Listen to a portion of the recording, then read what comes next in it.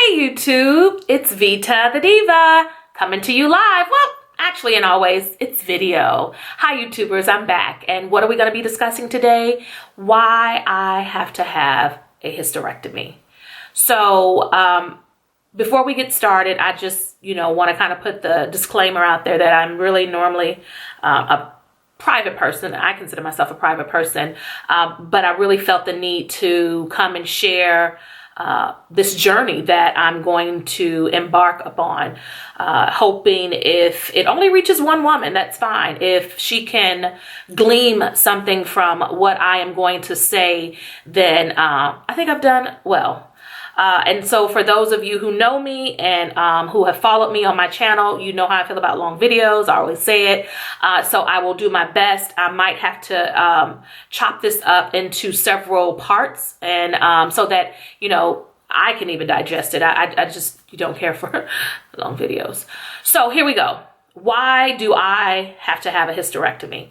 The backstory is well, back in 2000, I guess early 2000, I was at my gynecologist appointment, and there I found out that the reason for the pain, discomfort, all the things that go on with having fibroids, that's what I was feeling. So I went and discovered that I had fibroids, and as a result was sent to a specialist. I went to my regular doctor. The regular doctor sent me to a gynecologist. And from there, that's when I was told that I had the fibroids. As a result, I asked the doctor, what was the next step? She stated to me that she needed to see if I could carry a child. Well, I've practiced abstinence for the majority of my life. And during that time, I was practicing abstinence, and I'm practicing abstinence now. And I kept trying to explain to her that, when this is filled, my tummy can be filled, but until then that was not an option. And she made it very clear that her professional opinion was she was not going to be happy with doing any type of procedure on me until she found out if I could carry a child. So in a nutshell, when I kind of, regurgitated back to her what she stated, I said, so you want me to get pregnant, and after I get pregnant, see if I can carry the child full term. Well, if I can't carry the child full term, now I have to deal with the death of a child.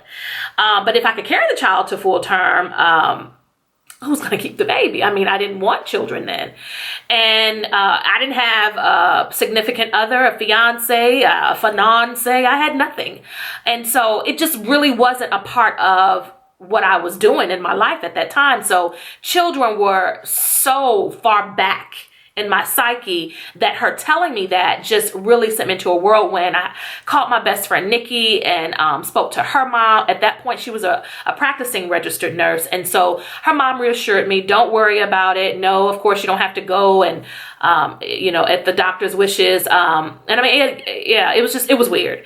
So fast forward, now I am coming to the realization that I must have a hysterectomy because of all of the issues that I was having back then. Since I've done my research, I really wish that, not that I had a hysterectomy back then, but that she would have considered having those procedures where you could just remove the fibroids versus removing my uterus, which is what's going to happen for me. I'm going to get a partial hysterectomy, praise God. I'm not going to get a total hysterectomy. So basically that means they're going to leave my ovaries. So I could, in the future, if me and my husband, whomever he is, if we decided that we still wanted to have a child, I could still have my eggs, my husband's semen, and of course implant it into someone. And it was such a beautiful suggestion. My little cousin, and she kept telling me, I told you a long time ago I would carry a baby for you. And I was like, I don't remember that conversation. I don't remember it, but I was very grateful just to hear that because it took away a lot of my anxiety. I'm number 9 out of 10. If you guys don't know, on my mom's side, I'm number 9 out of 10 on my father's side. So I have 16 other siblings. And my mom and dad had 7 kids together, if you're wondering. 7 kids, excuse me. They had 7 kids apart from one another. They got together and had 3. So that's why I'm number 9 out of 10 on both sides. Hope you caught that. It's a lot of us. So anyway, I'm the only one that has no children on my mom's side. I do have a brother on my dad's side. He doesn't have any children. So it's been a real struggle. Sometimes being around my family, being pressured as to, when are you going to have a baby? When are you going to get married? When are we going to see somebody you're dating? I mean, it's been a lot of questions over the years in reference to my social calendar, let's just say, and I guess my ability to conceive. And I really never did have an issue with children. I wasn't like, oh my God, I want to have babies. And I wasn't like, oh my God, I don't. At one point in my life, let me say that. And then at another point in my life, I remember saying, oh, yeah, I would like to have kids. So I said, well, Lord, you need to, change my thought process, prepare me to be a wife so that I can be a mother.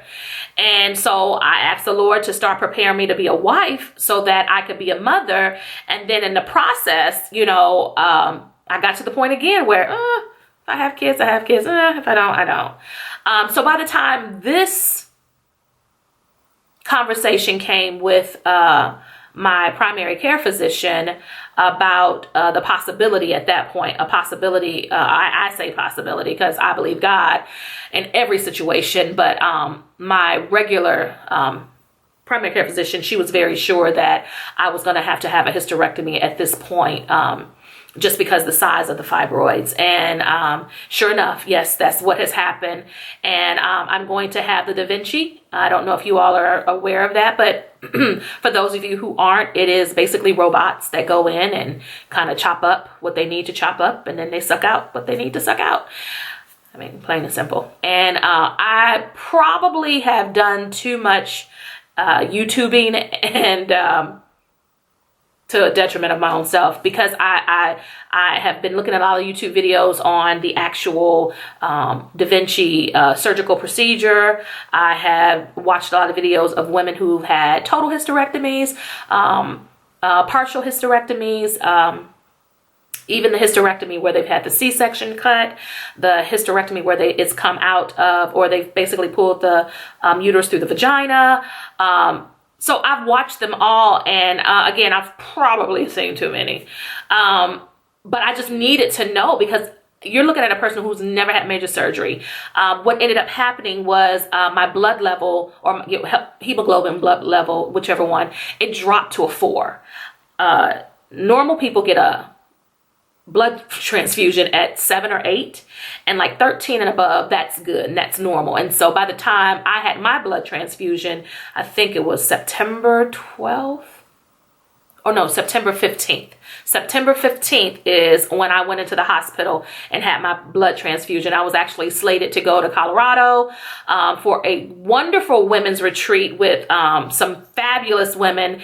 And I just have to be honest, I had been feeling terrible for years, but for whatever reason, during this time, I just kept getting this feeling like, you need to go get checked out before you go to Colorado. You need to get checked out before you go to Colorado. And I kept saying, no, I'll get checked out after I come back, because I really wanted to go on this trip. Well, needless to say, I felt like on that Tuesday, that was my last warning. I just really felt unction to go to see a doctor. And so I went, and that's when my blood was drawn. And by 9:30 that night, I was being called by one of the nurses, and they stated that they received my blood level and levels back, and it was at a 4, which was dangerous. And so that I was told that I had to cancel my trip, which was the following day, to Colorado, and be at the hospital to receive a blood transfusion and to bring clothing for a couple of days, because I would be there for some time. Very scary again, although I don't ever remember being in the hospital. My mother said I was in the hospital when I was a little baby, or a young toddler. I think she said around 3 or 4. I was in the hospital. I had pneumonia. I don't remember that time. So for me, having this blood transfusion was the first time I was ever in the hospital. And it was scary. I didn't want anybody else's blood. I didn't want a blood transfusion, but I wanted to live. And when it all boiled down to it, I was told that if I had gone to Colorado, that there was a great chance that I would not make, or I would not survive the airplane ride. And if I survived the airplane ride, by the time I got to Denver, that I would probably have a heart attack. And if I survived Denver, the actual retreat was going to be in Breckenridge, Colorado. So if you're familiar with that, that's even further north. Because that's in the mountains, and it was going to be about around 11,000 feet above sea level. And I think Denver, they said, is around 5 or 6. So I was having these horrible heart palpitations. I was having very, very shortness of breath. I would literally walk from my house, get in my vehicle, and have to sit there and catch my breath until I could literally back out of my driveway to drive to work. That was a normal thing for me. And I knew it wasn't normal. I knew it wasn't right. But, I really wanted to go on my vacation. I really wanted to have this girl time out. I was in the process of helping to prepare what we were going to do when we were in Colorado. But what really hit me on that day was several things. I had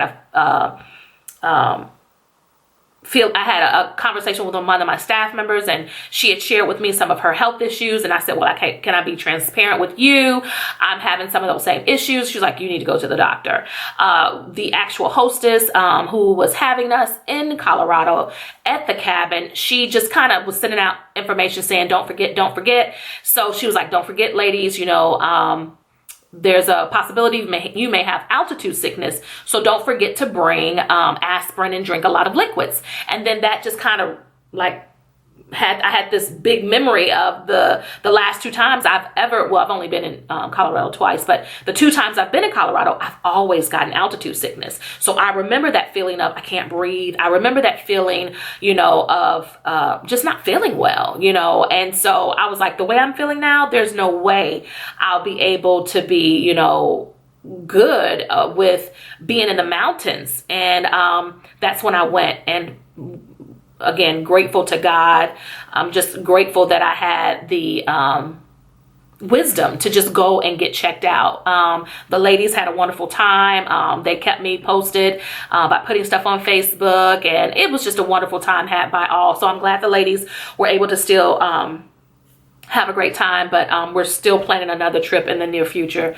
I will be at that one because I'm going to have this surgery, and I'm going to not have to worry about that. And so I'm going to stop here, and the next time you see me, I will be probably doing like a countdown of how I feel, about the situation. But again, as always, be the best you that you can be, because you know what? All the others are taking. Have a good evening. Smooches. Bye-bye.